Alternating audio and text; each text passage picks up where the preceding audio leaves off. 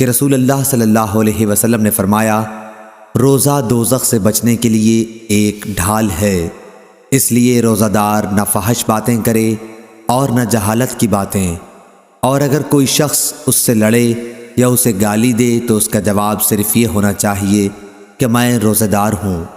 یہ الفاظ 2 مرتبہ کہہ دے۔ اس ذات کی قسم جس کے ہاتھ میں میری جان ہے، روزہ دار کے منہ کی بو اللہ کے نزدیک مشک کی خوشبو سے بھی زیادہ پسندیدہ اور پاکیزہ ہے۔ اللہ تعالیٰ فرماتا ہے، بندہ اپنا کھانا پینا اور اپنی شہوات میرے لیے چھوڑتا ہے، روزہ میرے لیے ہے اور میں ہی اس کا بدلہ دوں گا، اور دوسری نیکیوں کا ثواب بھی اصل نیکی کے 10 گنا ہوتا ہے۔ کہ رسول کریم صلی اللہ علیہ وسلم نے فرمایا، جنت کا ایک دروازہ ہے جسے ریان کہتے ہیں، قیامت کے دن اس دروازے سے صرف روزے دار ہی جنت میں داخل ہوں گے، ان کے سوا اور کوئی اس میں سے نہیں داخل ہوگا۔ پکارا جائے گا کہ روزے دار کہاں ہیں؟ وہ کھڑے ہو جائیں گے،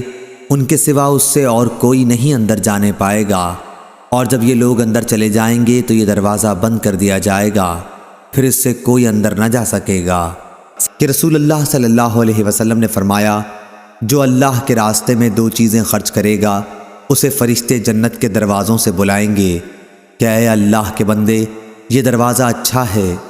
پھر جو شخص نمازی ہوگا اسے نماز کے دروازے سے بلایا جائے گا، جو مجاہد ہوگا اسے جہاد کے دروازے سے بلایا جائے گا، جو روزے دار ہوگا اسے باب ریان سے بلایا جائے گا، اور جو زکوٰۃ ادا کرنے والا ہوگا اسے زکوٰۃ کے دروازے سے بلایا جائے گا۔ اس پر ابو بکر رضی اللہ عنہ نے پوچھا، میرے ماں باپ آپ صلی اللہ علیہ وسلم پر فدا ہوں، یا رسول اللہ صلی اللہ علیہ وسلم، جو لوگ ان دروازوں میں سے کسی ایک دروازے سے بلائے جائیں گے مجھے ان سے بحث نہیں،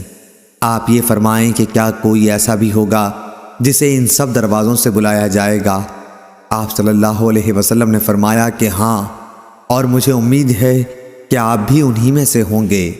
کہ رسول اللہ صلی اللہ علیہ وسلم نے فرمایا، جب رمضان کا مہینہ آتا ہے تو آسمان کے تمام دروازے کھول دیے جاتے ہیں، جہنم کے دروازے بند کر دیے جاتے ہیں، اور شیاطین کو زنجیروں سے جکڑ دیا جاتا ہے۔ کہ رسول اللہ صلی اللہ علیہ وسلم نے فرمایا، جو کوئی شب قدر میں ایمان کے ساتھ اور حصول ثواب کی نیت سے عبادت میں کھڑا ہو، اس کے تمام اگلے گناہ بخش دیے جائیں گے، اور جس نے رمضان کے روزے ایمان کے ساتھ اور ثواب کی نیت سے رکھے، اس کے اگلے تمام گناہ معاف کر دیے جائیں گے۔ کہ رسول کریم صلی اللہ علیہ وسلم نے فرمایا، اللہ پاک فرماتا ہے کہ انسان کا ہر نیک عمل خود اسی کے لیے ہے، مگر روزہ کہ وہ خاص میرے لیے ہے اور میں ہی اس کا بدلہ دوں گا، اور روزہ گناہوں کی ایک ڈھال ہے۔ اگر کوئی روزے سے ہو تو اسے فحش گوئی نہ کرنی چاہیے اور نہ شور مچائے۔ اگر کوئی شخص اس کو گالی دے یا لڑنا چاہے تو اس کا جواب صرف یہ ہو کہ میں ایک روزے دار آدمی ہوں، اس ذات کی قسم جس کے ہاتھ میں محمد صلی اللہ علیہ وسلم کی جان ہے، روزے دار کے منہ کی بو اللہ تعالیٰ کے نزدیک مشک کی خوشبو سے بھی زیادہ بہتر ہے۔ روزے دار کو 2 خوشیاں حاصل ہوں گی، ایک تو جب وہ افطار کرتا ہے تو خوش ہوتا ہے،